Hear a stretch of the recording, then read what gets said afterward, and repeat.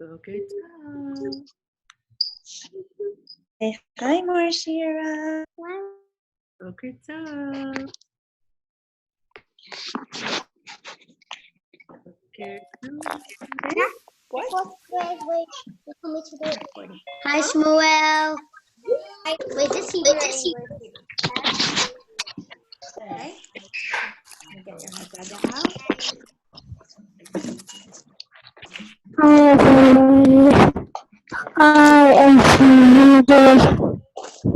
Naftali. Hi. Hi, so I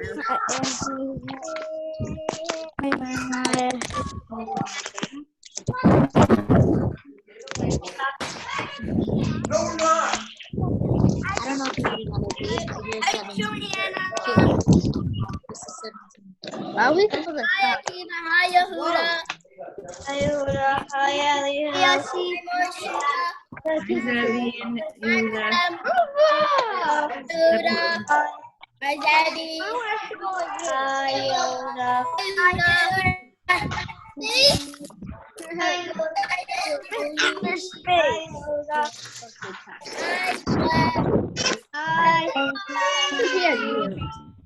All right. Boker Tov.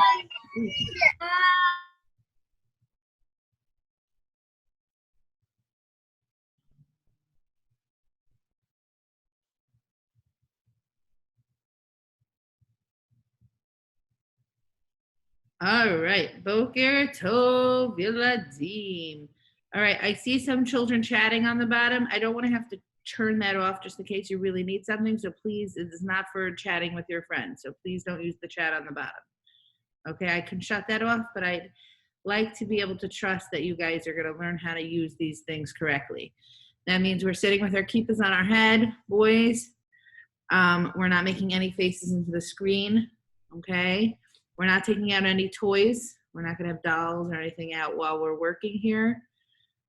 We need to remember people see us, so if we're picking our nose and things like that, they'll see that. So if you need a tissue in the middle, go get a tissue. And also, I'm okay with food, just don't make a production out of it. Other people are watching you, okay? Thumbs up if you understand. All right, so now, okay, I'm just checking out all my friends. Okay, let's start. 2 things I need to tell you about for tomorrow, okay? Miriam, I'd like you to be sitting down while you're working, like you're in school. You wouldn't be walking around the circle rug. I'd like you to find a place to sit down that you can work nicely, okay? All right. So tomorrow we have 2 things. One is, some of you have already done it, but the Benoche Root sends out an email to all your parents. They are making a video of the song Yesh Tikva. And they asked all the families to pick different words in the song and take a picture of it and send it to them for a special video that they're sending out before Yom Tov. So we would love for everyone to pick one already. Mora Shira already picked words. It's kind of funny. The words I picked were the word shachor, because what does Mora Shira wear every day? I wear shachor. So I thought it was funny for me to pick that. I already see Shoshana Leah's family already took a picture with the words. So if you can ask your Ima and Abba about that, the Benoche Root, not now, after our Zoom session, the Benoche Root sent out an email about it that everybody should take a picture. You write a word on a paper and you take a picture with it. All right, next up, the Benoche Root are having a special Benoche Root tomorrow at 2:20. It's going to be in your schedule for your parents. Your parents will know about it. So you'll be able to come. There'll be a Zoom link. It is a chidon. A chidon is when they play a game about Pesach. You guys have been learning so nicely about Pesach, so hopefully you'll do great and have fun. I'm going to try to be there also. Okay. So the first thing I'm going to show you today is today we only have one page in our booklet to do. It is page 17. Shulchan Orech. What do we do during Shulchan Orech? Show me. That's when we eat the yummy food that mommy's making or daddy's making or you're getting from a restaurant or something like brought into your house, whatever. But this is where you're going to write in English what you love to eat at a Seder. So let's go over some Seder foods. Shake your head yes or no. Do we eat pizza at a Seder? Do we eat cereal and milk at a Seder? Let's talk about some of the foods. We might have chicken soup at a Seder. Maybe we're going to have gefilte fish at a Seder. Maybe. Maybe we're going to have chicken, potatoes. Okay, how about Bisley? Okay, that's not really a Seder food, Naftali. I don't think your mommy's serving a plate of Bisley for you at the Seder. Okay, so you're gonna make, it can be 1 or 2 sentences, it's in English, and you're gonna write, at this year at the Seder, Devora, please listen, sweetie. This year at the Seder, Devora, please listen, sweetheart. This year at the Seder, I'm going to eat, and you're gonna write something that you're gonna eat at the Seder. Thumbs up if you understand. Okay, so Maya, I'm gonna go over one more time. You are writing what you're going to eat at the Seder. You're gonna write, I am going to eat chicken soup. I am going to eat chicken. Do you understand? So now thumbs up, thumbs down if you understand what you're doing on this page. Akiva Mayer, we are writing what you're going to do at the Seder, what you're going to eat. Okay, do you understand that? All right, we're moving on from that. If you don't understand it, your mommy can call me. I think the directions on that one are the easiest. I am going to eat. That's all you're doing in English. All right, now we're gonna go over the makot. And we're gonna go over the midah keneged midah. I don't know if you remember, before this whole thing happened, we started to learn that it wasn't a coincidence, all the different makot. Hashem did each of the makot on purpose, okay? So let's sing our makot song, and then we're gonna go over why Hashem did each of them. Now, I am going to be calling on people. Today, I'm not gonna be able to get to everybody, but I'm definitely gonna be calling on the kids that I see sitting nicely and quietly and not making faces and things like that, okay? Dam Tsefardeya Kini Marov Dever Shchin Barat Arb Choshech Makapechorot. Those are the Eser Hamakot. Okay, get your cup of grape juice. Dam Tsefardeya Kinim Arov Dever Shchin Barad Arbe Choshech Makapechorot. Those are the Eser Hamakot. So I'm going to quickly go over what we already learned about the midah keneged midah, and then I'm going to call on some kids to answer the questions. Okay, and midah keneged midah means you do something, it means measure by measure. You do something like this, so we're going to give you a punishment that looks almost like that. I'll give you an example in your house, okay? Let's say you go into the kitchen and Ima says, Devorah, do not touch the pitcher of wine, of grape juice. Do not touch it, do not touch it. But then Devorah touches it, oy, oy, oy, oy, oy, and it falls all over the floor. What should be her punishment? Devorah, I'm going to call on you now. Hold on. Devorah. Why isn't it working? Devorah, tell me, what should be your punishment? You dropped My all the mother's grape juice just- on. What? My mother's just gonna send me up to my room for like an hour. No, but you dropped the grape juice. What should be your punishment? To what the grape juice? To Clean it. clean it up. That's midah keneged midah. You dropped something, so now your punishment is like what the thing you did. So now I'm going to go through all the makot, okay? And then we're going to review. Everyone ready? Everyone have on? Let me see your listening ears. Let's go. Okay. The first makot was blood. Hashem said, you took my Jewish babies and you threw them in the river and you made them die. So now your river and your water is going to be full of blood. That's midah keneged midah. You threw the babies in the river. Now your river is going to be blood. The second one, frogs. Frogs make a lot of noise. Ribbit, ribbit, ribbit, ribbit. And you cannot sleep when all those ribbits are going and they're jumping on you. There's no way to shluff, not happening. So Hashem said, Devorah, honey, I'm gonna put your screen on. I'm gonna take off your screen if you continue doing that. Please sit appropriately. Miriam, this is a lesson for you, sweetheart, okay? So you gotta be sitting nicely.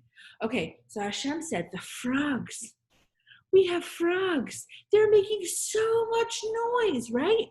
The frogs make so much noise and nobody could sleep and nobody could focus. So Hashem said, oh, you did that you made the Jewish people work so late at night and you woke them in the morning. Amuna, get out of bed, it's time for you to work. Leah, get out of bed, come on, Akiva, get out of bed. And you never got to sleep. So Hashem said, so I'm going to bring frogs and you're not going to be able to sleep and you're not going to be able to focus. Okay, the next one's itchy, bitchy, itchy, lice, itchy, lice, right? So Hashem said, you had lice because when the Jewish people would work and they would get the yucky clay all over their body and in their eyes and in their mouth and in their hair, you didn't let the Jewish people take a shower. You didn't let the Jewish people go down to the river. You told them, go home, go to sleep, be up in the morning. So Hashem said, now you're going to have lice. And no matter how much you take a shower, and no matter how much you go to the river, you are not going to feel better. The next one was the wild animals. Because the Mitzrim used to roar and be not nice to the Jewish people. So Hashem said, so you're going to roar at my people. So now the animals are going to roar at you. The next one was Dever. The animals started dying because Amuna, do you know what they used to do? They used to go to the Jewish people's houses, Natan, and steal their animals. Noam, can you believe they took their animals away from them and they had no animals left? So Hashem said, you stole the animals of the Jewish people? So now I'm going to take all your animals away. Okay, the next one were these big boils all over their skin. Hashem said, you used to hit the Jewish people. If they didn't get their work done, you said, Shmuel, get your work done. Let's go, Miriam, get your work done. And then they would have these big boils. Simcha, Hashem said, you're going to put these boils on the Jewish people. You're going to patch them. You're going to hurt them. You're going to hit them.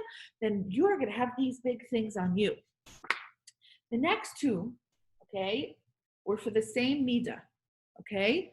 Hail and locusts, they both destroyed all of the crops. That means anywhere they were making tomatoes or corn or any of their crops outside their house that they needed for food, the Mitzrim used to come and they used to steal from them. They used to say, oh, we want corn. We're going to take your corn. So now Hashem said, fine, you are going to destroy and steal all of the crops of the Jewish people. Now we're going to destroy all your crops. So those two were together, okay? Because the hail destroyed the crops and the grasshoppers destroyed the crops. Now the choshech, darkness. The reason they had darkness was because they used to come in the middle of the night, okay? And they would say, Aaron, we want to have a party, Aaron, can you please wake up now in the middle of the night? And can you please bring some torches to our party? Okay, everybody try to hold a torch now for 5 hours in the middle of the night. You think that feels good? No way. So Hashem said, you used to wake up the Jewish people to give you light in the middle of the night. That's not okay. So now you know what we're going to do? Hashem's going to make it darkness so you can't see anything. Because you made Aaron wake up in the middle of the night and hold this torch. So Hashem says, nope, now you're going to have darkness. Okay, and the last one. This one is such a sad one. Hashem said, you killed the Jewish babies. You made it so the Jewish people couldn't have babies.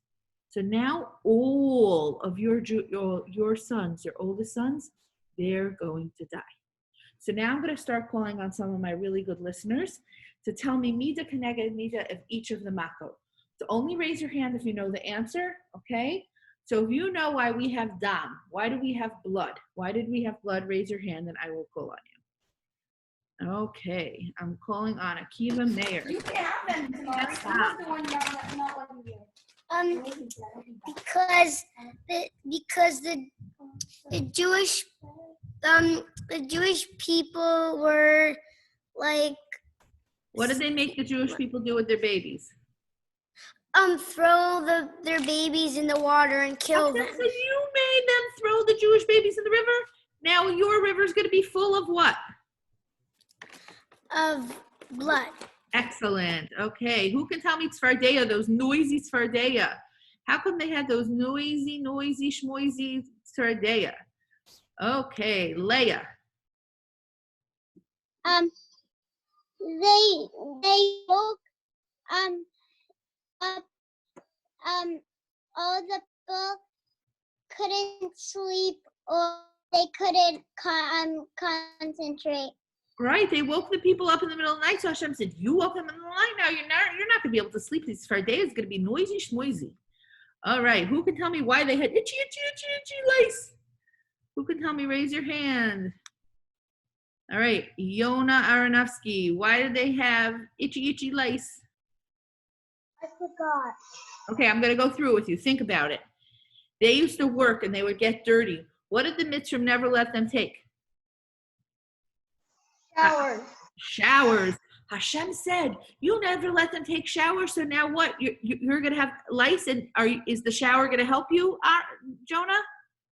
No. Good job.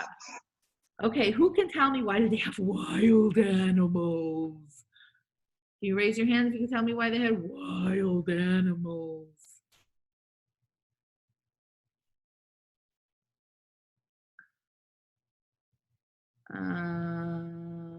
Zevi.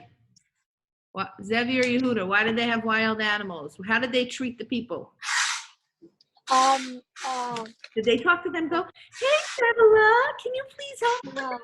What did they do? They yelled at them and they roared at them. So Hashem said, look, you are roaring at the Jewish people. Now the animals are going to roar at you. Who remembers why we have the animals dying? Why were the animals dying? Shmuel, tell us. What did they used to do? They used to take the animals of Bnei Israel.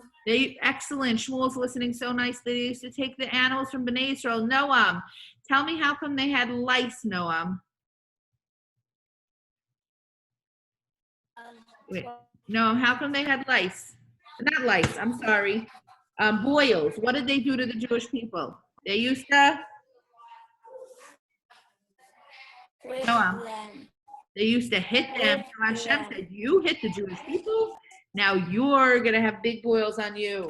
Okay, the next two are the same reason. Menachem, please stop turning around, sweetheart. The next two are the same reason. Hail and locust. It destroyed the what? Who can tell me why? It destroyed, please tell me Chana Bracha. Because it destroyed what? They destroyed the food. It And the destroyed the food. Because what did they used to do to the Jewish people's food? They used to Destroy it, like eat it. destroy it and steal it for themselves. All right, Yosef Basov, can you tell me why they had choshech? What did they used to do to the Jewish people in the middle of the night? What did they do when they were sleeping? What did they do, Yosef? Tell me. They used to wake them up and they used to tell them, hey, it's time for you. It's time for you to wake up. Okay, and the last one. It used to tell them it's time for you to wake up and hold what? Show me. Torches. You have to hold torches. Okay, the last one. Who can tell me? Makat bechorot. Mr. Yoel, why makat bechorot? Hold on. There you go. Tell me, why makat bechorot? Because What they do to the Jewish babies? they killed them when Jewish boy was born. Excellent. So Hashem said, you're going to do that to my Jewish babies. Look what's going to happen to you. All right. So now we're going to go on to singing. So you learn the Midah Keneged Midah. And this is a great Divrei Torah to give at your Pesach Seder, to go through each of the things that Hashem did and say why Hashem did it. And it's also very important for us to learn the lesson that everything Hashem does has a reason based on how we behave. All right. So now we are going to read. We never finished this book. Everyone stay on, okay? Don't go off yet. This is not optional, okay? We never finished what happened after the Makot happened, okay? So we're going to finish that part of the story. Everybody listening, a thumbs up? Thumbs up? Amuna, you with me, sweetie? Okay. On Erev Pesach, the 14th of Nisan, each Jewish family slaughtered and roasted what kind of animal? Let me hear. What kind of animal? Let me hear it. A lamb. Menachem knew it right away. Good job, Menachem. A lamb. They smeared the blood of the lamb on their mezuzah, the tops and the sides of the doorway of their home. When Hashem came down to kill all of the firstborn Egyptians, he passed over every house where the doorway was smeared with blood. The Jews celebrated their first Pesach. They roasted their lambs and ate the meat with matzah and bitter herbs. They ate very quickly, fully dressed and ready to leave, for soon, any minute now, it would be time to go. All night long, the Jews waited and they rejoiced. They were so happy. Early in the morning, and the moment finally came. Carrying their children, their belongings, their walking sticks, their matzah, they had prepared, and the gold and silver gifts the Egyptians had given them, they began to move. With a mighty hand and an outstretched arm, with miracles and wondrous deeds, Hashem was taking them out of Mitzrayim. The long march began. The Jews had no food except their hastily baked matzah, yet they followed Moshe faithfully into the Midbar. Nor did they forget their ancestor Yosef, just as they had promised long ago, that carried his coffin out of Mitzrayim all the way to Eretz Yisrael. They followed a sign that showed them. Okay, what do you think they followed? We learned this in Parsha.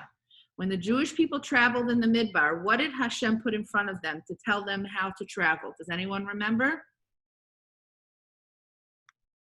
Okay, I'm calling on Amuna. Amuna, what did they have telling them where to travel to keep them safe? The coming down. A cloud. A cloud. A cloud. Excellent. They had a cloud in front of them telling them, because do you think they had GPS on their cell phone? You think they had Waze telling them where to go? So they had a cloud. That was their GPS telling them where to go. They had never been out of Mitzrayim before. They lived as slaves. So this was the first time they had an opportunity to find out where to go. They followed a heavenly sign that showed them. A pillar of cloud moved before them, leading them by day. At night, a pillar of fire came to give them light. For 40 years, hundreds of thousands of Jews walked under Hashem's clouds of glory through the Midbar. It was wonderful to see. Soon after the Jews were gone, Paro changed his mind. And before you knew it, he was chasing after the Jewish people. Let me see you chase. Chasing very fast, chasing after the Jewish people. The chariots didn't do the Egyptians any good. When the Jews reached the shores of the Yam Suf, they began to kvetch. Oi, let's hear your best kvetch voice. Can I hear your kvetch voice? You all have one. Let's hear it. The chariots didn't do the Egyptians any good.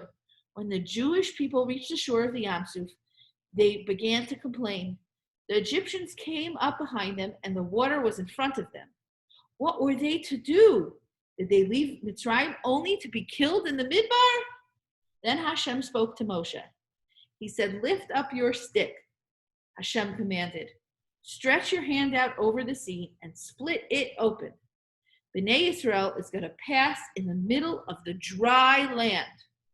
The Jews all stood there and they waited, but nothing happened. How could they enter the water if it didn't split? The people were so scared, but one man Nachshon ben Aminadav jumped into the water and went forward while everyone else waited on the shore and watched. Just when they were sure that Nachshon would drown, the water split open. They piled into the mighty watery walls, leaving a safe, dry passage. Now, Yeladim, you should know that in between each group of people, the water had the Midrash tells us the water had fruit in it and had beautiful trees in it. So but when the people were passing, if Maya said, "Oh, I'm very hungry," Maya could just pick an apple down and say a bracha and eat her apple. And she wasn't even hungry. So it wasn't even a hard trip for them across the Yam Suf because they had these beautiful trees next to them. Amuna, what would you want to eat off that tree? Sounds yummy. Suddenly, the pillar of cloud moved back until it was standing between the Jewish people and the Mitzrim.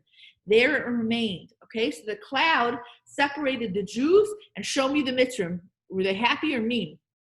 Show me their mean faces. A mean Mitzrim.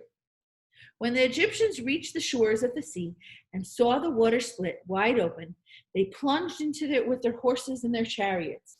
But they didn't make it. The waters came crashing down, and every single one except for Paro himself was killed. Then Moshe and the Jewish people sang Az Shir, a song of thanksgiving to Hashem, and Miriam took her tambourine and sang and danced with the women. Okay, so it was a beautiful, beautiful thing to see. Okay, we're going to sing Kadesh Orchatz. Everybody. Kadesh Orchatz Karpas Yachatz Magid Rachza Motzi Matzah Marur Korech Shulchan Orech Tafun Barech Halel Nirtza. Everyone put your big packages, big bricks on your back. Avadim Hayinu Hayinu Leparo b'Mitzrayim b'Mitzrayim Avadim Hayinu Ata benechorim benechorim. All right, we're going to do Manish Tanah. Show me, how many questions do we ask? How many? Leah knows it right away. How many questions? 4 questions. Excellent. Manish Tanah. Halayla Hazam Menachem right away. Excellent with emotions. Nikol Halayla. Good job, Yaakov. Nikol Halayla. Shebechol Halaylot. I'm looking at Yael. She's doing great. Anu Ochli Chametu Matzah. Chametu Matzah. Halayla hazeh Maya kulo matzah. Halayla hazeh kulo matzah. Second question. Shebechol halaylot anu ochlim she'ar yerakot. She'ar yerakot. Elihu, let me see the motions. Halayla hazeh maror maror. Halayla hazeh maror maror. Shebechol halaylot ein anu mapilin afilu pe'am echat. Afilu pe'am echat. Excellent, Ariel. Halayla hazeh shetefe'amim. Good job, Rina. Halayla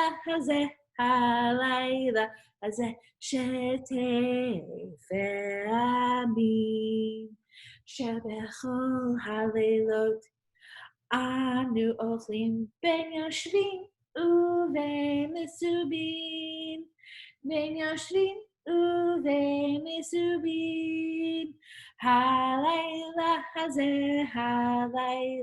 hazeh kulanu mesubim halayla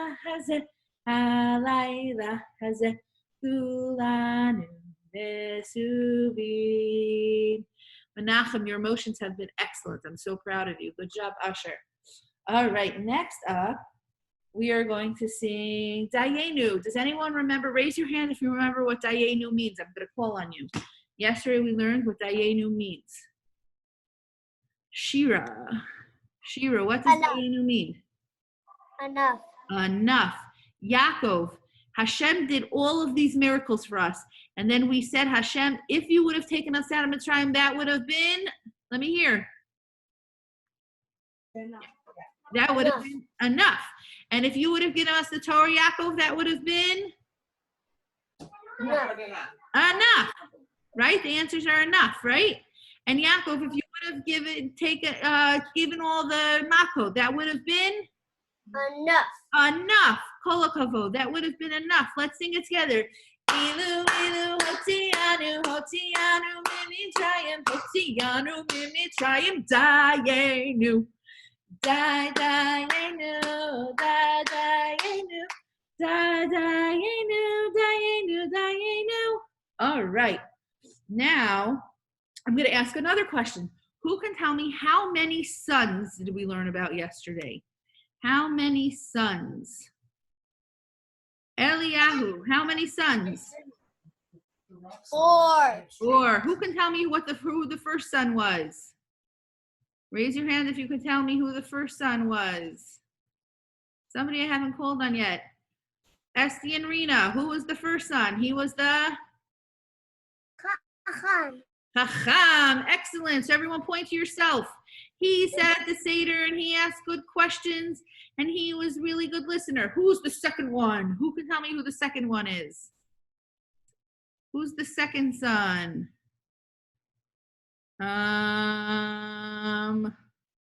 Miriam. Who was the second son?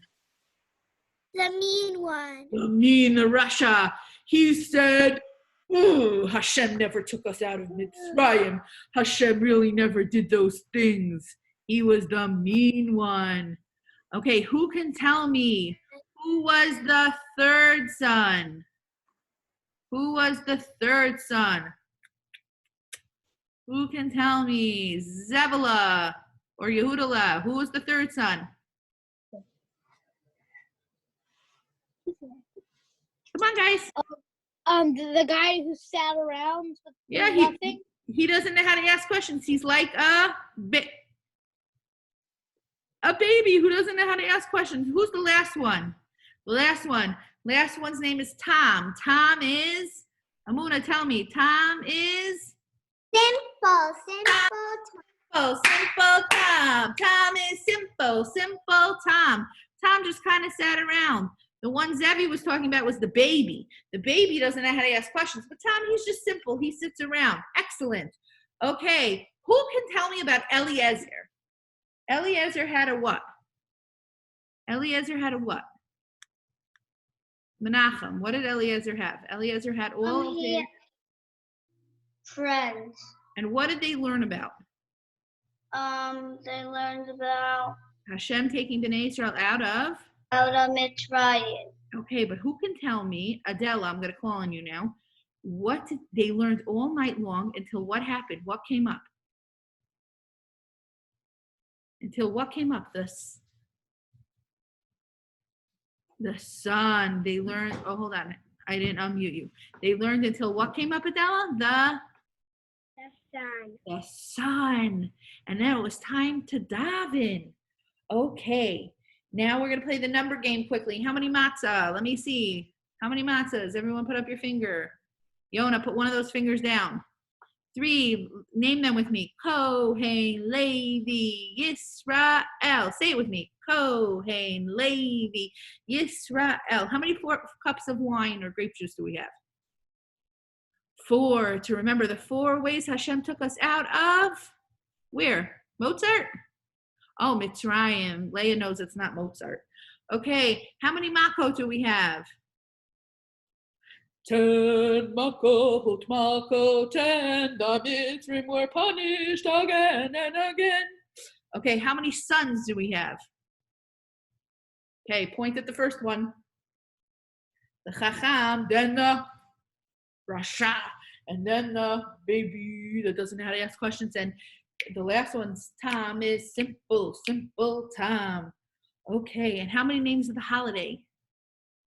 How many names of the holiday? Michaela, how many names of the holiday? Put up your fingers. How many names of the holiday? 4. The first one is, show me. First one is Pesach, because Hashem passed over. The next one is Chag HaAviv, because it's the spring holiday. The next one is the Matzah holiday, because they had matzah. And the 4th one is Zvacherutenu, the holiday of freedom. Okay, now I'm going to give a couple kids to tell me, how are you going to help your Ima or Abba get ready for Pesach today? Anyone have a job they're going to try to do? I'd love to hear how you're going to help your mommy and daddy get ready for Pesach. All right, Ariel. Do we have work on Thursday and Friday? Of this week, yes, we have school on Thursday and Friday. Oh. Okay. Why? Do you have something to do on Thursday and Friday? No. All right. So Yeladim, Ariel, tell me how you're going to help your mommy get ready for Pesach today. I'm gonna from Chametz. Oh, big mitzvah. Okay, somebody else. Somebody who's going to help their parents get ready for Pesach. Hold on, I'm trying to find someone I haven't called on yet today. Okay. Yeah, Ellie. How are you going to help your mom get ready for Pesach? I'm going to cook with her and I'm going to clean with her. Sounds yummy and good work. I'm so proud of you. Anybody else want to tell me how they're going to help their parents get ready for Pesach? Esty. I'm going to help clean up the house. Ooh, you know, it would be super helpful if you even cleaned up your own room. Anybody else want to tell me how they're going to help their parents? Yoel, how are you going to help your parents for Pesach? By setting up the Seder when it's almost time. Today is a week and a day till Pesach. I want to know something you can do today. You're not setting the table this week. Cook. Are you going to help cook? Your mom's kitchen, my kitchen's not ready to cook yet, and I still have to make my kitchen kosher for Pesach. All right. Okay, I'm going to unmute everybody, and we're going to say goodbye to each other. Bye. Hi, Elihu. Bye. Aaron. Doran. Bye.